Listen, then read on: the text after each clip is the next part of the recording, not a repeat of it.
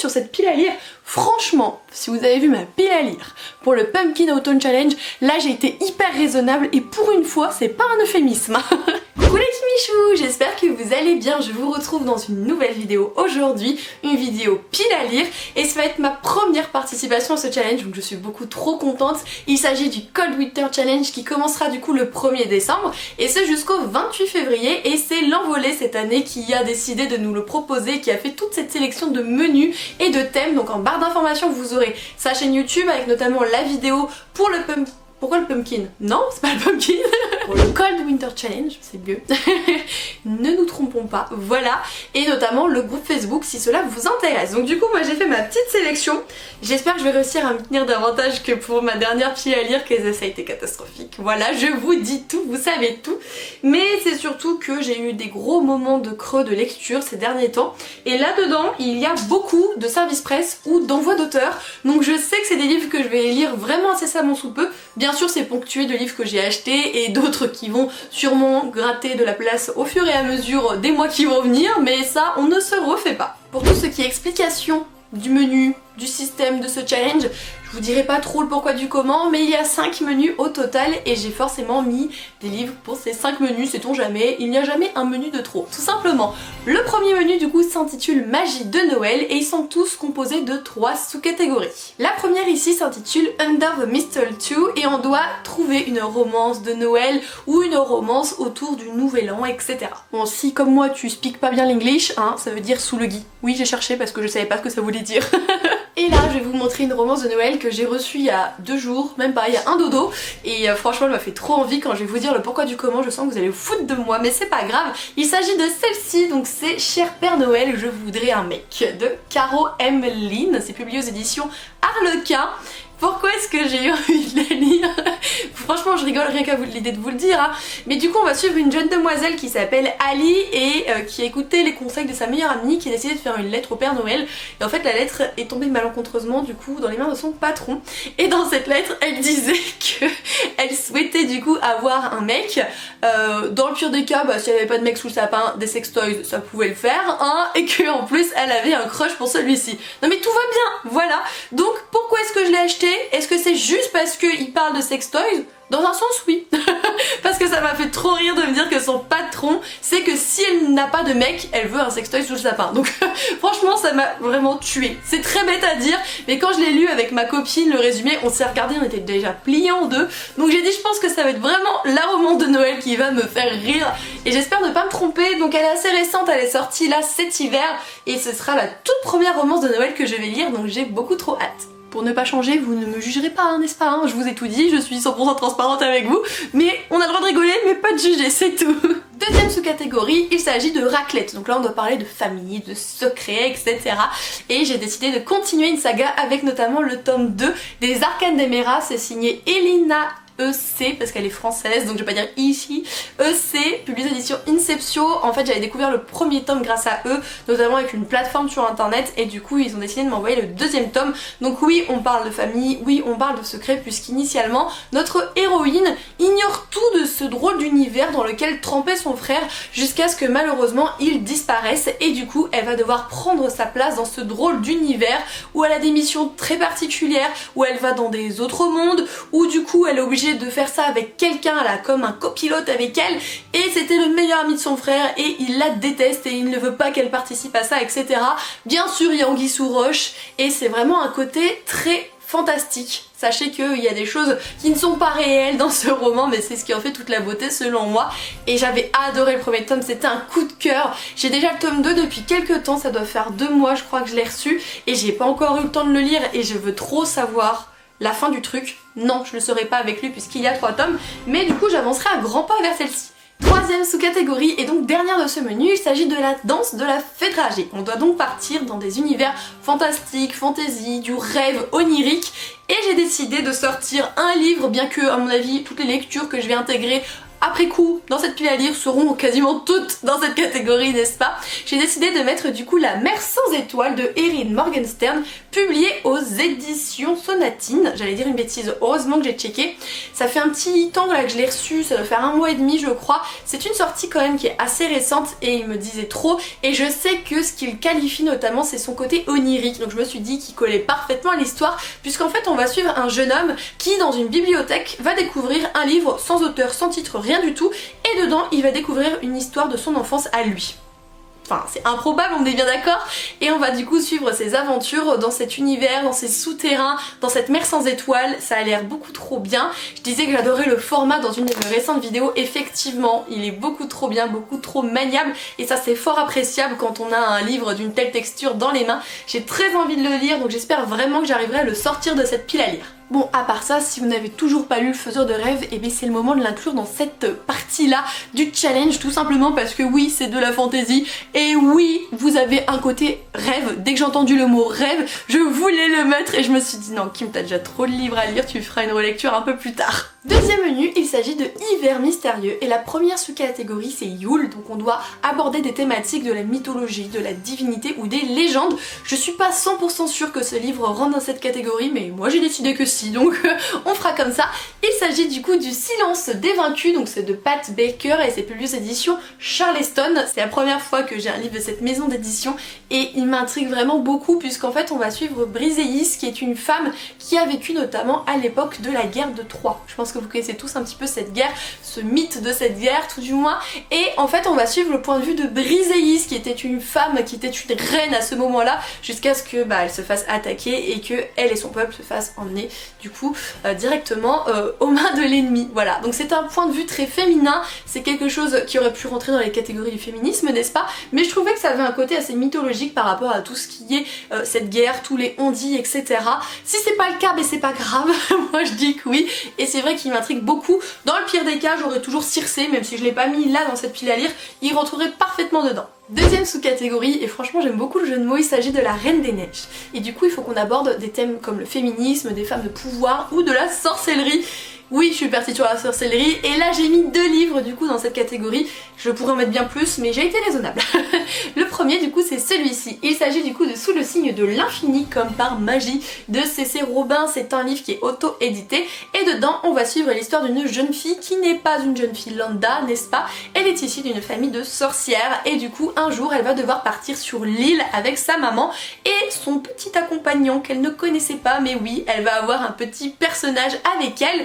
Et là-bas elle va apprendre tout de cette fameuse sorcellerie et elle va devoir reprendre la quête de son papa, qui est donc de vaincre une méchante sorcière qui utilise la magie noire et qui veut disséminer tout le monde non magique. Voilà où veut nous emmener l'auteur. Ça fait un petit moment que je l'ai reçu ce livre, je lui ai dit que je devais le lire rapidement et malheureusement j'ai pas réussi, donc là il va se lire assez facilement je pense. Il fait moins de 300 pages donc il aurait pu clairement aller aussi dans une autre catégorie et je pense qu'il va du coup se dévorer assez vite. J'ai hâte de vous en faire mon retour. Bon le deuxième c'est aussi un achat récent, mais enfin j'ai trop envie de le lire. Il s'agit du coup de Kéléana de Sarah Gimas, donc publié aux éditions La Martinière Jeunesse. Donc oui, c'est la réédition qui vient de sortir avec la petite Pampi qui nous annonce un super prix qui s'enlève trop bien. J'allais dire qu'il s'efface, non on peut pas l'effacer mais on peut l'enlever. Donc c'est l'essentiel, je suis trop contente. On va suivre l'histoire d'une assassineuse qui va devoir du coup essayer de se libérer de la cour, de gagner sa place, etc. etc. Enfin tout ce qui est meurtre, tout ce qui est un petit peu des fois sanglant et tout ce côté à la cour où il y a des secrets et des mystères qui pèsent. Enfin ça a l'air trop bien. Je sais qu'Elena est une héroïne badass puisque c'est la meilleure assassineuse qui soit. J'ai hâte de le lire. Il y a le 4e tome qui vient de sortir actuellement, donc ils ont refait tous les tomes directement dans ce design-ci et le 4e tome en fait est tronqué en 2 chez nous en France. Donc là on n'a que la première partie actuellement qui a été publiée. On termine ce menu avec la catégorie New Year, New Me et on doit parler de transformation, de métamorphose, que sais-je, tout ce genre de petites choses. Et là franchement c'était encore une évidence, c'est comme quand je vous ai dit tout à l'heure rêve, faiseur de rêve, et pour moi métamorphose, Caroline.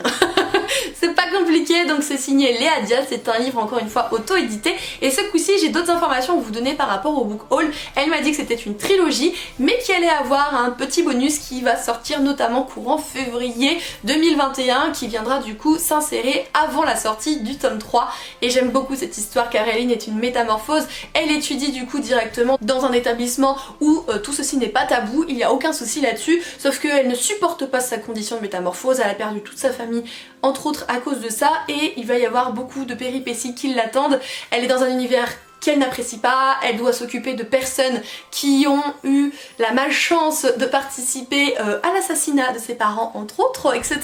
Donc pour elle c'est très dur de s'en sortir et à côté de ça on lui fait du mal, mais pourquoi, qui, qu'est-ce qui se passe encore tout simplement. J'avais adoré le premier tome que m'a envoyé Léa et puis comme je vous ai dit de toute façon les couvertures, moi j'en suis amoureuse, j'ai hâte de découvrir là ce qu'elle nous réserve dans ce deuxième tome et puis d'avoir vite le fin mot de l'histoire. Franchement c'est quelque chose qui m'intrigue beaucoup. Troisième menu, il s'intitule Marcher ensemble dans la neige et la première sous-catégorie n'est nulle autre que les reines du Père Noël. Oui j'ai triché, je savais plus le nom exact. On va parler d'animaux, d'écologie, de nature, etc. J'ai décidé d'y glisser du coup Oxygène de Johanna Marines, publié aux éditions Snag et j'étais trop intriguée puisque dans cet univers, l'oxygène c'est tellement raréfié qu'en fait il est devenu monnaie courante. On vit dans un système où la faune et la flore a repris place, où les continents se sont complètement redessinés avec la montée des eaux. Enfin c'est vraiment un calvaire et on va suivre du coup les aventures de personnes à Toronto parce que quand on n'a pas d'argent, comment est-ce qu'on peut s'acheter de l'oxygène et donc survivre? Il va y avoir apparemment tout un élan de rébellion aussi par rapport à ce système et j'aime beaucoup, ça a l'air super bien et ce sera mon premier snag. Je n'ai pas lu encore l'autre que j'ai derrière moi qui est caché et qui s'intitule je ne sais plus comment. Intitule La Cité des Chimères, voilà, quand on sait se tendre c'est un petit peu plus pratique. J'ai pas encore lu celui-ci mais Oxygène là me taraude beaucoup. J'ai même La Terre des Oublis aussi de cette maison d'édition que je pourrais clairement inclure dans le challenge, on verra ce qu'il adviendra. On continue avec la catégorie Aurore Boréale, on doit parler d'aventure, on doit parler de voyage, etc. Et là franchement c'était le livre que je me réservais pour cette période de l'année. J'ai glissé du coup le premier tome de À la croisée des mondes qui s'intitule Les Royaumes du Nord de Philippe Pullman, publié aux éditions Gallimard Jeunesse et ça c'est clairement l'édition que je préfère personnellement du coup de cette série qui est une trilogie et dedans on va suivre les aventures d'une jeune demoiselle qui s'appelle Lyra Bellacqua. Si c'est comme dans le film, parce que moi j'ai vu que le film, et en fait on vit dans un univers où la poussière a pris place, et ce qui fait qu'on est relié à des espèces de petits animaux, des fois c'est pas totalement vraiment des animaux, mais on va dire ça comme ça, la poussière nous relie à eux, et c'est un lien très puissant, très magique, et il y a des personnes mal intentionnées qui étudient ce lien, qui essayent de l'éradiquer, etc. Et du coup Lyra va devoir entreprendre un énorme voyage pour essayer de retrouver un de ses amis, puisque pour qu'il y ait des petites choses machiavéliques, on essaye d'enlever les personnes qu'on pense ne compter pour personne, sauf que quand on enlève l'ami de Lyra Bellacqua, non ça ne va pas le faire. Elle va essayer à tout prix de le retrouver et de découvrir toute cette mascarade dont elle ignore tout comme ses origines. Voilà, j'ai trop hâte, sachant que là vous avez le tome 2 de la trilogie de la poussière qui vient de sortir. C'est une trilogie qui se passe normalement, le premier tome tout du moins, La Belle Sauvage, se passe avant celle-ci et je crois que le tome 2 se passe bien après cette saga. En fait il y a des bouts dans le temps dans tous les sens, ça se trouve il aurait fallu que je lis La Belle Sauvage en premier, la trilogie directement de La Croisée des Mondes et après que je continue avec le tome 2 de La Poussière, enfin je ne sais pas. C'est pas grave, je commencerai en tout cas avec celui-ci, le dit classique. Dernière sous-catégorie, il s'intitule Carol of the Bell. C'est super dur à dire et du coup on doit trouver des romans chorales, donc en fait ce sont des romans où il y a plusieurs personnes qui racontent l'histoire, ou tout du moins si on peut en trouver où il y a plusieurs points de vue ce serait cool. Là j'en ai glissé deux, j'aurais pu en mettre plus mais j'en ai glissé deux. Le premier c'est le tome 2 de Sœurs de sang signé Niki Popretto puis les éditions Lumel. Le tome 1 est un coup de cœur intergalactique, je vous en ai parlé il y a pas longtemps de celui-ci, notamment dans mon dernier book haul. Il sera juste ici si vous souhaitez le voir du coup. Sauf que j'ai trop adoré et que j'ai très hâte de continuer. Le résumé est énorme, on vit dans un monde où il y a des phénix et ils ont été disséminés lors d'une guerre. Sauf que peut-être pas totalement, sauf qu'il y a peut-être des rébellions, etc. etc. On va suivre notamment deux sœurs, mais surtout le point de vue de l'une d'elles. On va suivre une personne qui a enrôlé du coup, qui est dans l'armée, qui appartient au peuple qui a disséminé les phénix en fait, mais ils ont plus d'autre choix que pour s'en sortir que de justement vivre avec les méchants si je puis dire. Et on va suivre aussi un troisième personnage qui est dans un certain camp de rebelles. Voilà, tout simplement, le tome 1 était beaucoup trop bien, j'ai hâte de lire le tome 2, c'est encore une grosse pavasse mais ça se lit tellement facilement que je m'inquiète pas trop. Et le deuxième livre dans cette catégorie, qui est aussi une suite de saga qui pourrait clairement m'aider à avancer, c'est Shades of Shadows The Village Fab, encore un signé aux éditions Lumen. Le premier tome, je l'avais adoré quand je l'ai lu chez ma maman. J'ai eu des péripéties avec le tome 3, sachez que ce n'est pas résolu, donc il faudra que je le rachète tout simplement malheureusement. Et j'ai hâte de continuer cette aventure, j'adore. Personnellement, ça a très bien fonctionné avec moi. Je sais qu'il y a vraiment deux populations, deux types de personnes concernant cette saga. Moi je fais partie de ceux qui adorent, donc je ne vais pas m'en priver. Avant-dernier menu, il s'agit de Hiver Obscur. Et la première catégorie m'a tout de suite beaucoup parlé. On va parler des fantômes du passé, donc les fantômes de Noël passé, c'est-à-dire exactement tout ce qui peut être revenant, fantôme, voyage dans le temps, dans les époques. Et là, j'en ai vu un, je fais bingo, ok, c'est le moment que je le sorte. Il s'agit du coup du Dernier Magicien, le deuxième tome. C'est signé Lisa Maxwell, publié aux éditions Casterman. Dans le premier tome, vous avez toute cette notion de temporalité où il y a deux époques qui du coup se chevauchent. Je suppose et j'espère que du coup dans le tome 2 ce sera le cas, sinon bah tant pis, c'est pas grave. Et j'avais adoré le premier tome, c'était un coup de cœur, voilà. C'est vraiment une histoire que je trouve incroyable et palpitante. C'est une histoire d'une demoiselle qui doit voyager dans le temps pour récupérer un artefact pour pouvoir justement libérer la ville actuellement, puisque tous les magiciens qui sont dans cette ville sont en fait cloîtrés. Il y a une limite imaginaire à celle-ci et quand on la dépasse, on peut perdre ses pouvoirs, perdre la tête, perdre la vie, etc. etc. Sauf qu'ils veulent forcément essayer de sortir un petit peu de la ville, donc il faut récupérer un certain artefact, surtout qu'il y a des personnes qui les pourchassent, donc là c'est le moment ou jamais de s'y mettre. C'est une grosse briquette, mais c'est pas grave, c'était un cadeau d'anniversaire de ma soeur de l'année dernière, mais elle va pas voir cette vidéo donc elle sait pas que je l'ai pas lu. Dites rien surtout hein. On continue avec la catégorie frissonner sous un plaid, donc là il faut du thriller, de l'épouvante, etc. etc. Alors j'ai pas un vrai livre qui va me faire peur parce que de toute façon j'arriverai pas à le lire, je serais trop une grosse froussarde, pardon, mais je trouvais que celui-là il rentrait très bien. Il s'agit du coup des chroniques de Wilson Grant, donc c'est les courtiers de la résurrection, c'est signé Eve Rubilène et c'est un livre auto-édité que j'ai eu la chance de recevoir du coup, et je trouvais qu'il s'y prêtait trop bien ce livre, puisqu'en fait on va suivre un protagoniste qui voit les fantômes, qui voit les morts, et en fait il les hante. Et il n'arrive pas à vivre correctement sa vie, enfin c'est impossible quand on est tourmenté par de telles personnes, et du coup il va essayer de se libérer de ce poids, sauf que ça va pas être évident, nous sommes bien d'accord, ça se passe dans un Londres victorien à une époque bien précise, et je suis très intriguée. Il est pas trop gros, je pense qu'il va se dévorer assez facilement, surtout que vous avez une mise en page assez aérée, il n'y a pas tant de texte que ça par page, donc là il faut que j'arrête de me trouver des excuses et il faut vraiment que je les lise. Dernière sous-catégorie, il s'agit de Nuit du solstice, et il faut trouver un livre qu'on peut dévorer du coup durant cette nuit, donc un livre de moins de 300 pages. J'ai décidé de glisser La mécanique du diable de Philippe Pullman, publié aux éditions Flammarion Jeunesse. Je vous ai dit du coup que c'était une réédition et pas une nouveauté, et franchement je pense qu'il va vite se lire, comme je vous disais, il est ponctué d'illustrations et c'est de la jeunesse, donc ça veut dire que c'est écrit assez gros comme vous pouvez le constater. Je vous ai fait le résumé il y a vraiment pas longtemps, donc vous m'excuserez, je vais pas m'embêter à vous le redire. De toute façon je pense que mon avis arrivera rapidement, parce que là si je le lis pas, bah, en fait je pourrais jamais rien lire, c'est pas possible hein. Et j'en ai glissé un deuxième, mais j'ai triché parce qu'en fait il fait 303 pages, donc on ne va pas compter les 3 pages de trop, vous allez être gentils. J'ai décidé de lire mon premier Twisted Tales, et franchement à cette époque de l'année, qu'est-ce qui est de plus approprié que le Twisted Tales renouveau. C'est signé du coup Jen Kalonita. C'est publié aux éditions Hachette comme tous les autres. Je l'ai pris du coup dans la version hardback que voici. Je me retiens, je ne fais pas de toc toc. Voilà, vous me faites confiance, c'est un hardback avec une tranche bleue.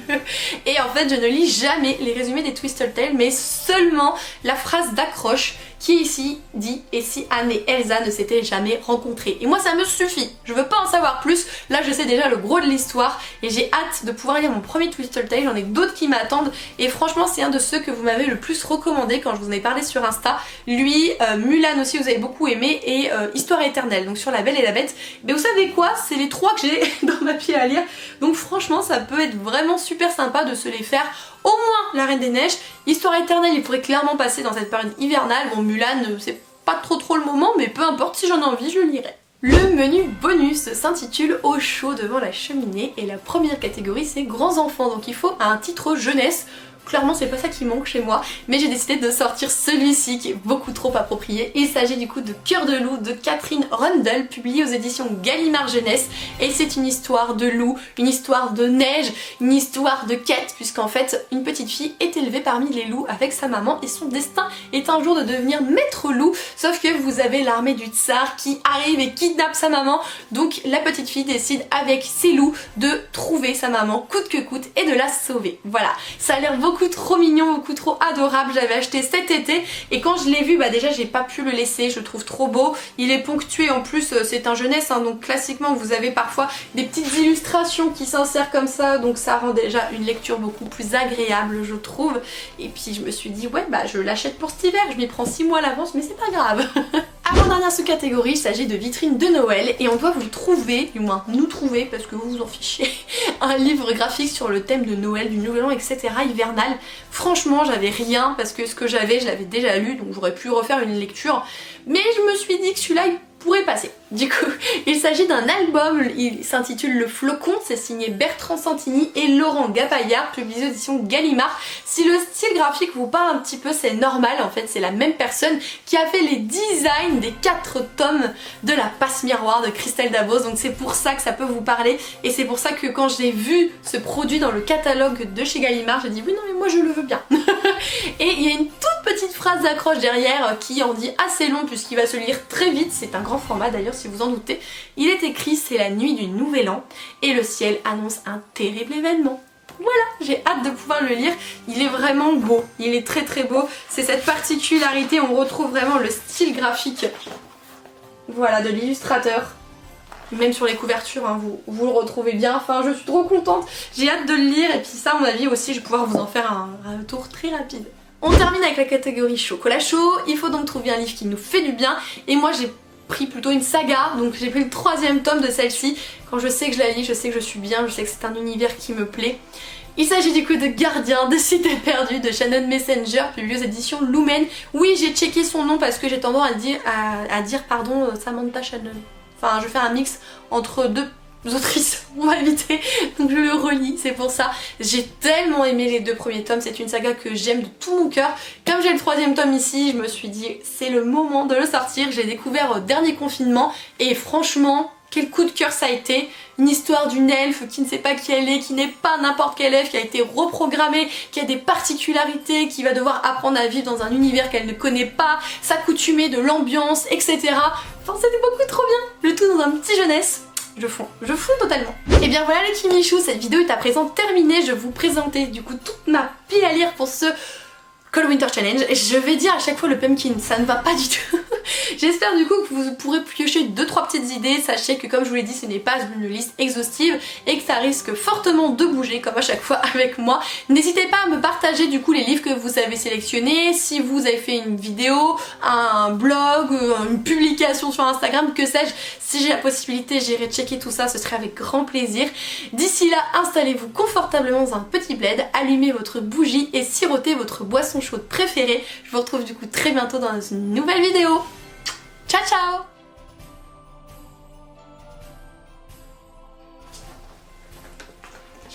Non! Non! Non! Non! Mais il y en a trop! Comment je fais moi? C'est pas vrai! Attends, on va y arriver. T'es prête? 1, 2, 3, pas bouger, pas bouger, pas bouger. Il y a trop de livres. Ah non! J'ai tout tombé. J'en ai marre. Je suis vraiment une boulette professionnelle.